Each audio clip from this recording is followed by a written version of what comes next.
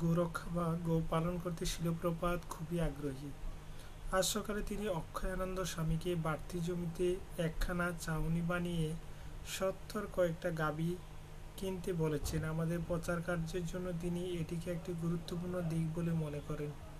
তাই তিনি এই কার্যক্রম সারা বিশ্বেই প্রসারিত করার জন্য আমাদের উৎসাহিত করছেন। তারপর আজ সকালে যখন তিনি চিঠিপত্রগুলি শুনছিলেন, তখন রূপানুগের অক্টোবরের মাসিক জিবিসি প্রতিবেদনে গোরক্ষার বিষয় উল্লেখিত ছিল।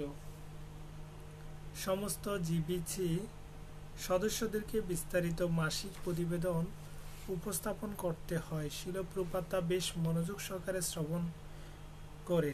রূপানুগ লিখেছেন যে আমাদের পেনসিলভেনিয়া গোশালায় একটি গাভী প্রতিদিন 48 পাউন্ড করে দুধ দিচ্ছে, আর তার জন্য ওরা কিছু পুরস্কারও প্রাপ্ত হয়েছে। সেই প্রতিবেদনে খুশি হয়ে প্রপাত তাকে একখানা উৎসাহব্যঞ্জক পত্র লিখলেন। আমাদের গাভীরা সুখী, তাই ওরা প্রচুর দুধ দেয়।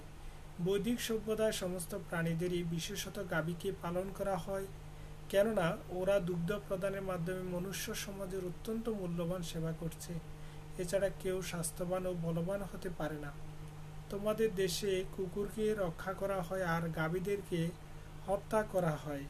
কুকুরগুলো রাস্তাঘাটে পায়খানা করছে, তাকেই মানুষের শ্রেষ্ঠ বন্ধু বলে মনে করা হয়। আর গাভীর তো সবটাই পবিত্র, গোবর, গোমূত্র আর গোদুগ্ধ, অথচ ওদেরকে কসাইখানায় নিয়ে গিয়ে হত্যা করে খাওয়া হচ্ছে। এ কী ধরনের সভ্যতা! তাই আমাদেরকে এই সমস্ত বাজে কাজের বিরুদ্ধে প্রচার করতে হবে। নিউ ইয়র্কে যে 11 তলা বাড়িটা পাওয়া গেছে, সেটার সম্বন্ধে প্রভুপাদ তার নিকট থেকে প্রতিবেদন চাইলেন। হরে কৃষ্ণ।